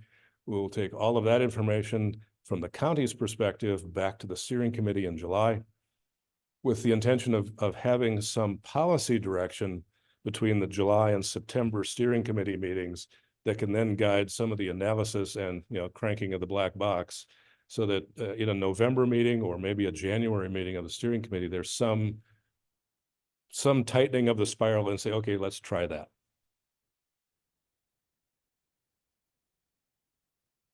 I'm very thankful that we're getting to this process.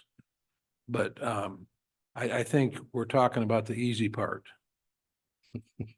And what I mean by that is I've got a meeting at 12:30 this afternoon with an architect to talk about how do we incorporate architecturally a product that builders can understand and will build. Because I've talked to a lot of builders and they just look at me like, you're nuts. We build houses in a neighborhood for X and we mass produce them and we keep our costs down. And that's what we know. And they know that because that's what we've been doing for 60, 70 years here. So I would suggest that we really get involved in our process, the building community, to try to figure out how, the building and the real estate community, to figure out how we, because the builders that I know want to make a profit so they can stay in business, whatever market they're building in, whether it's starter homes, low-income housing, medium, but how do they do that? And how do we show them the picture that that's a profitable, good way to go? And I just think we've got a lot of work to do, but I think it's well worth the effort. Mr. Chairman, let me address that specifically because I agree completely. As you know, my background's in architecture and then in planning. And so I am very design focused in terms of building communities, but also this understanding that if you're asking construction trades to build something they don't know how to do, you're kind of running a fool's errand. So there's solutions to that. One is the obvious one that if we were your consulting team and coming in and saying, we've looked at all of the builders, we know what they do, and you're missing a gap, nobody's building this middle housing, this middle thing. You need to look at Denver, you need to look at Minneapolis, you need to look at Boise, you need to look at Colorado Springs and find some developers that know how to do that And then you can do two things. One, you can take the building community to them and say, here, learn how to do that and make a profit because they're doing it. Or you can start inviting them in to be project participants. And that demonstration will also show our local builders, yeah, maybe I can do this. It's been my experience that if you produce clear development regulations that get to permits in a short amount of time and with clarity and definitive action, most builders, architects will react to that and say, I can handle that. It's when there's uncertainty, when it's just say, can you do that thing? And they go, well, that's not what we do. I don't know how to do that. You know, it's frightening because I have to put capital at risk to try that. And I'm not sure I can succeed. If you lay out more of what's a clear path to success and shows like, here, there's a developer that knows how to hit this market and make this happen. So I think it's a solvable problem, but it's also one that can't be, it can't be put into a comprehensive plan. It has to be into, and not even the development regs, it almost has to be a marketing and development strategy to say, here's how we want to find and get this thing built. Here for middle class, we're built side in. Right. Totally agree. Yeah, I mean, I don't have a ton of feedback, except it doesn't make, I mean, I think that the fair share allocation makes sense to me, I guess, you know, from what I understand. Certainly doesn't seem like the city should take on all of the burden of additional density. It also doesn't seem like the unincorporated county should take on all of the burden of additional density. So yeah, I think it's a balancing act. You know, like I didn't mention it when we were talking about that previous comp plan amendment, but Division Bus Rapid Transit is expected to go clear out into outside of the city limits into North County, and will be pretty accessible from that site, a side point. But you know, there'll be a large piece of unincorporated county that has access to the easiest southbound and northbound bus transit that Spokane's ever had. And so it seems like, you know, while my first thought about density at the Y is like, oh, that's far from the core. In a lot of ways, the development has already happened and we need to densify more at the Y, is my thought process at this point. And so, especially as more services like Division BRT and things like that become available. Yeah, those are my thoughts. Logan, we totally support and welcome that. I mean, given yet another one of the layers back to the climate and resiliency element that we are all working on, reduction of greenhouse gases, reduction of vehicle miles traveled as a goal. Those can't happen with the current urban morphology or the current patterns that we have and that we've built. We have to build what we used to call a polycentric area. So instead of just a downtown with increasing or decreasingly dense suburbs coming out from it, we need to create centers. We need to create more urban places where people don't always have to leave and go somewhere else just to get milk or groceries. And so one of the things we're now challenging STA about in the North Division project is, you know, we've seen some of their work. Joshua Warwick, one of our staff, has been attending their meetings and did a great analysis. But it's all about improving the quality of the route. It's about complete streets. It's about having safe crossings to get back and forth. They're not talking about building an urban core that becomes a destination for transit unto itself, an employment core, a commercial core in these emerging areas. And so the North Metro is a great candidate for that on both Division and Newport Highway, particularly the North Mead area that has been urbanizing for 40 years, but is outside of a UGA. You know, we're working with Commerce to figure out how we put that in a UGA adequately so that it can be an urban place that has destinations for transit riders as well as just a bus stop to get on to come down to the plaza.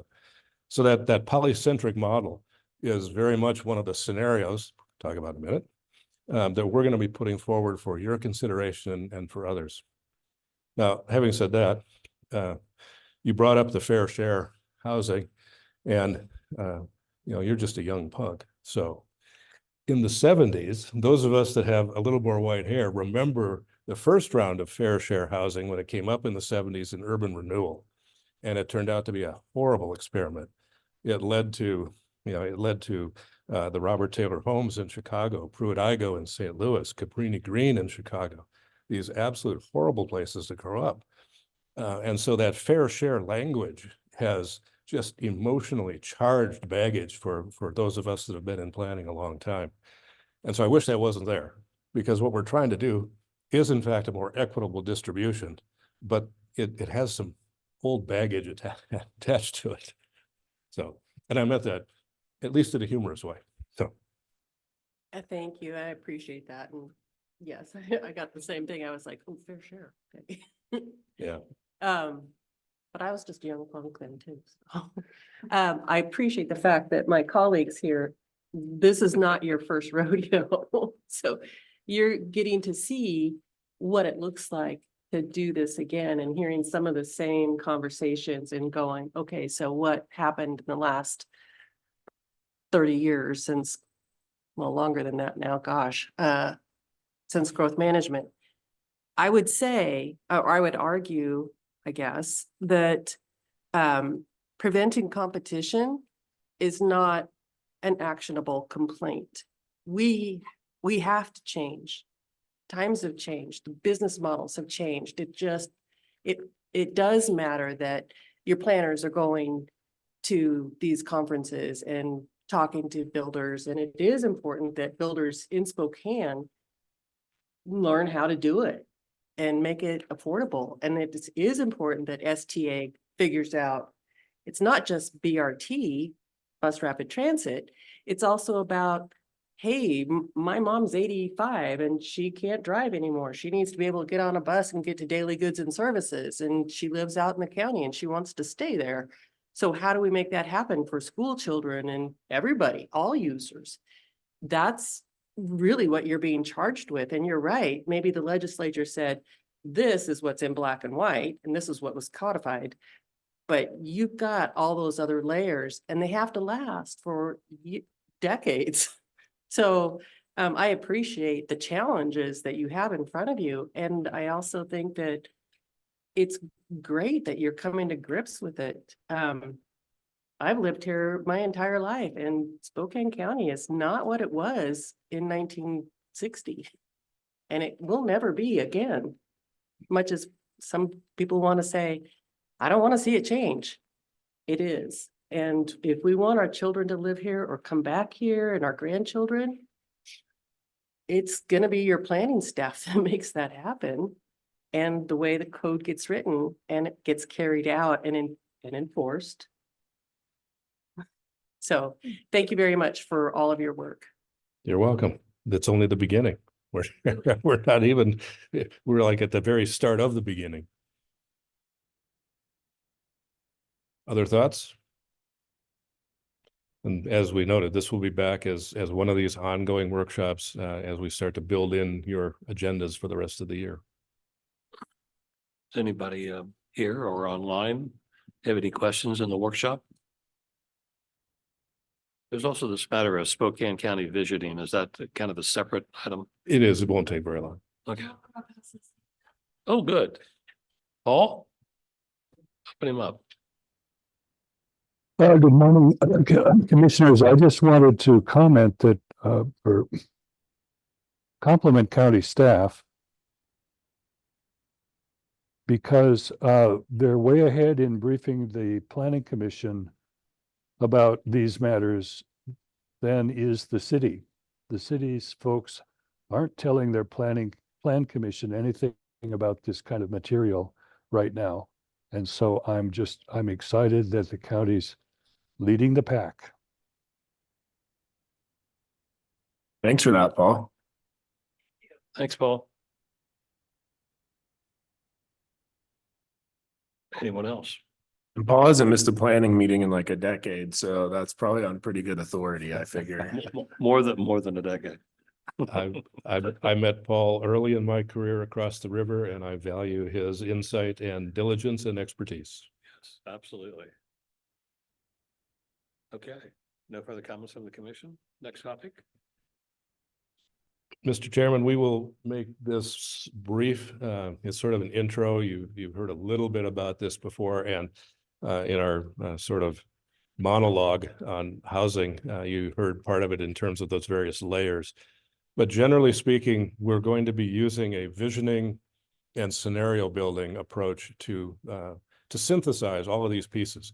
And what that means is in the visioning approach, where we look at what are the foundations, what's out there, what are the various uses that are in place. In other words, what's our inventory, including what we call place-based assets. And those are things that exist in places that you can build both an economic and community development strategy around, which is generally about place making, which is part of visioning.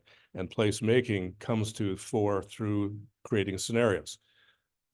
Many of you are probably used to or at least seen this in transportation planning or complete streets planning, where, for example, the North Division corridor has laid out 4 or 5 street sections. Here's a scenario: 3 lanes in each direction with nothing but transit. Here's a second scenario: 2 lanes in each direction with wider shoulders for bike lanes. Here's a third scenario: 1 lane of traffic, 1 lane of dedicated transit, a concrete wall separated bike lane and sidewalk on the side. Those are all scenarios that are being put forth for comment. We will be doing that in a placemaking aspect of, here's what a place looks like, here's what a neighborhood looks like, and what that will lead to is, as you react to those, as the community reacts to those, public policy will help us shape what do those look like, and now we can start writing development regulations to implement them, to make those happen, which is back to our comment about if you provide clear directions to the development community, they've got a path to follow to get a permit and get something built and make a profit. So we will be using that approach as our overall method to combine all of this very specific work we're doing on each of these growth management elements, from housing, transportation, CFP, parks, rural, and open space, and bringing that together in these various scenarios. And there's not going to be 1 or 2, there might be 10 that fit different places. One of those scenarios, or all of those scenarios, still have to consider a healthy and vibrant downtown Spokane. The county has all too often sort of drawn the county planning map like this with these big holes in the middle of it. It's like, well, we don't have to worry about that, and we don't have to worry about that. We do have to worry about that.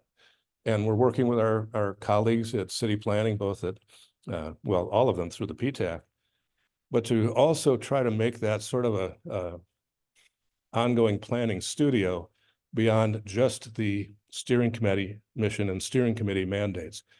Technically, the things we bring to the steering committee relate almost exclusively to the urban growth area.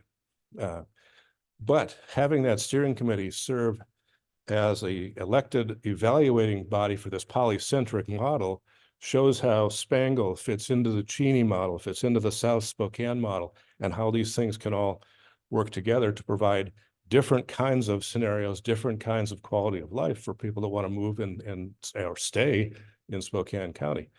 In economic development, the biggest strategy you start with is keep what you have before you go start looking for other things. Well, we want to preserve the people that want to stay in the county, and especially the younger folks that grow up, go to schools in our university district. There should be opportunities for them to start businesses, to work in businesses here, rather than to say, I've got this great degree, I have to go to Seattle. Got this great degree, I've got to go to Denver. We don't want to lose that over time, because that's a fatal flaw for the entire county. So this is an approach to, again, back to a design background, it's an approach to illustrate and show what these things look like, so you and others can say, I like that, or I don't like this, or here, what about these things? It's much different than laying out 10 pages of policy language that say, here's 12 goals and 53 policies. What do you think? It's like, well, here's what they look like. This is what This is what happens if you use these things. And so I found that to be a very helpful tool in my career. And I think it'll be a really useful thing for us, our communities, the technical groups that are going to be volunteering to help on these elements. And it'll be essentially building this this version of the future that leads us into a 5, a 10, a 20-year and longer horizon, because it'll set It's settled tone. And then those development regs will be flexible enough to adapt to the market over time instead of where we are today, which is a very rigid comprehensive plan that has zoning attached to it almost in a concurrent fashion, which means every possible change has to go through this extensive amendment process, including the concurrency analysis and the cumulative impacts. If we know we're trying to build this thing, then there are many ways to get there, and the regs should provide the flexibility for the market to react and do that within these parameters, including all of those layers we talked about. So we're adding this, visioning and scenario building aspect to our program as kind of the fundamental way we're going to talk about this going forward. And with that, I will take any questions, and I will also quit talking for the day. Mr. Chesney, at one point early on, before we even got to this far in the discussion, which you're right, it's early times, and a lot of work gets done in early times. You mentioned possibly having a studio set up that Planning Commission would go to, as well as staff. I don't know where that's at, if you have that space. It's about 50 feet down the hallway. Do I hear that happening? Yeah, we had an opportunity present itself almost a year ago as we were reorganizing the administrative side of building and planning. One of the former building directors embraced a remote work strategy in a significant way. That has changed a little bit over time, but one of the things that did go remote were our inspectors, building inspectors. They are in the field, even prior to that, they're in the field every day from 8 o'clock on, and they convened in a room down here from 7:30 to 8 to, gather their thoughts, to talk among each other, and then they'd split out. So there was a space over here that was used half hour a day, 5 days a week, and then empty. What we did is when the inspectors went remote, we adapted that space to become a planning studio. And so now it has whiteboard on all of the walls surrounding it. It's got an electronic board where we can interact on Zoom and video and do these things. And it's a place where the planners, put it delicately, not like a conference room, we don't have to clean up when we're done at the end of the day because somebody else is going to use the conference room in 2 hours. It can just exist with maps and sketches and stuff up on the walls. Those are places, again, I found very useful in my career for continuing to stimulate thoughts and others. Our group has held PTAC and subcommittee meetings in there already. So we've invited planners from around our county to sit in there, and there are drawing tables as well as the walls. So it's meant to be a creative space. It's a very casual space. We've spent, to the direction of our CEO, we spent very little money producing it, put up some whiteboard, and that was about it. So we've made it a very economical space for the county to work on this plan for the next 2.5 years, and then to be that ongoing place where we're testing the development regs and we're looking at new thoughts and looking toward 2031. Will we hold formal sessions in there? Maybe we can. But when we want to talk to you about things that are going to be, on a wall that we don't want to use a single screen on because we also want our public to participate, we can use that space. So it's up and running. And you're welcome to take a look when we're done today. I'd forgotten that, Melissa. Thank you for bringing that forward. Yes. It's a huge advantage for this kind of planning because this is so intense and because it's so collaborative. You can't do it by just assigning it to a planner and say, go sit at your desk and produce this thing and bring it back to me. It's like, no, we have to.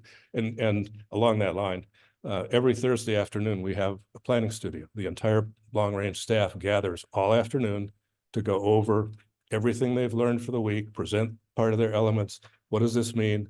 How are we putting this together? So it's an active room for our weekly use as well as other aspects.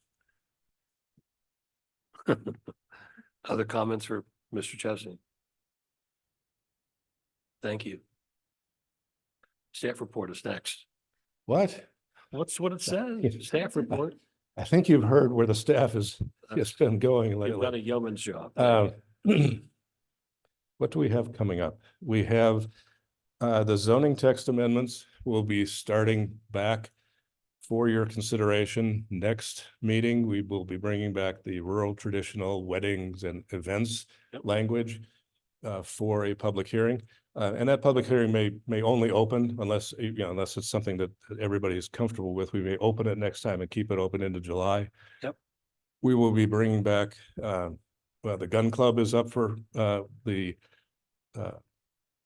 small scale meat processing. ZTA will be coming back. The temporary use for residential structures in the burn area, all of those will be coming back in the next couple of meetings for you. And then further down the road, you'll be seeing the comp plan amendments cycle back through for your consideration and approval.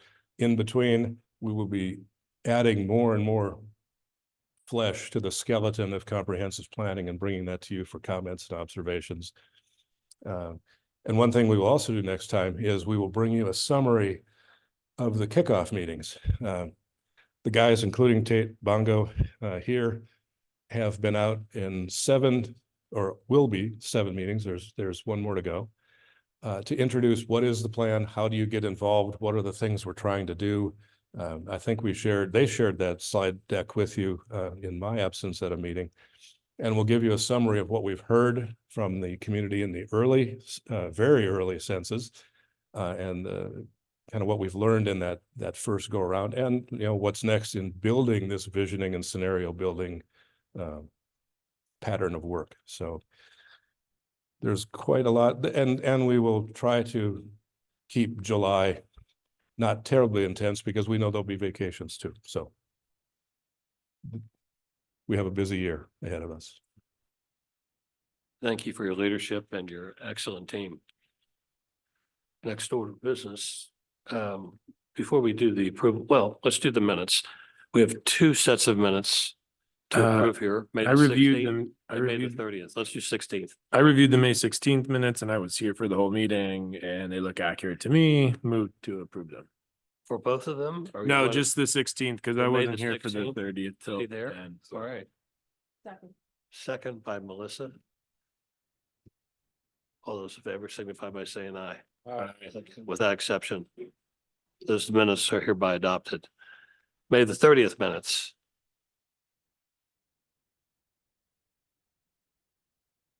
Move to adopt. By Pete, second. We'll do by Clyde Hosey. All those in favor of adopting the minutes of May the 30th signify by saying aye. Aye. All opposed. I'll So ordered, adopted. abstain. You abstained? Yeah, Okay, you just because I missed the first half. So Well, you were online, weren't you? yeah, but not till 10:20. So let's For the be record, careful. Logan For the will record, abstain. abstained. Before, well, our next meetings are June the 27th and July the 11th, according to the publication here. But before I call for adjournment, would anyone like to make any comments, as we typically, sometimes people want to pipe up? Okay, I have a question. yes.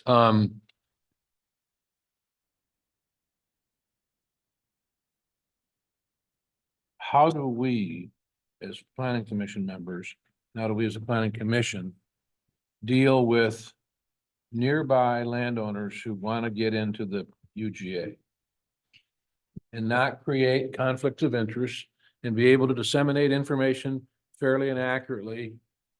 Because all of us are up here because we know people and we're interested in our community and being involved. And I happen to live on 2 borders. Yeah, I got a lot of neighbors and I can just see, but I mean, just how do we respond to those people? Sure. Let me address that specifically and then add something following. The most appropriate, very specific thing to do if anybody approaches you about being interested in inclusion in the UGA is have them send a letter of interest to my attention with their parcel information and a map, and we will put it in the file for future analysis. By the terms of the settlement agreement from 2016, we are not allowed to accept applications for UGA expansion, and frankly, we shouldn't anyway. So we have no formal process. It's not like sending a CPA in and you pay a fee and you get into the thing. It's like, but we recognize that people are anxious. And so we have been telling people for 2 years, just send a letter of interest. We will put it in the file.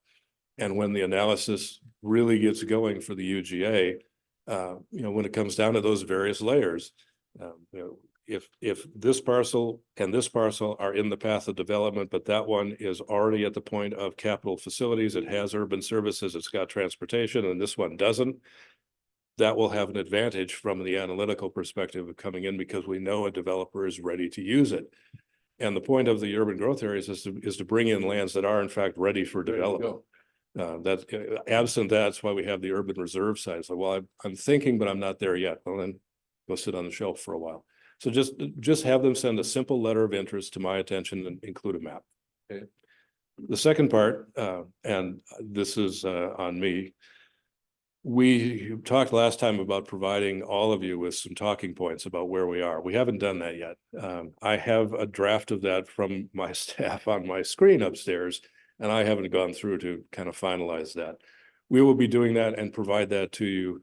Ideally, we'll provide some summary of that in addition to minutes, but here are the points we tried to cover. Here are some things that you may get asked from the dozens or thousands of people in our audience that will come to you later and ask a question. So we will be giving you those summary points that hopefully will address some of the questions you may get from the public.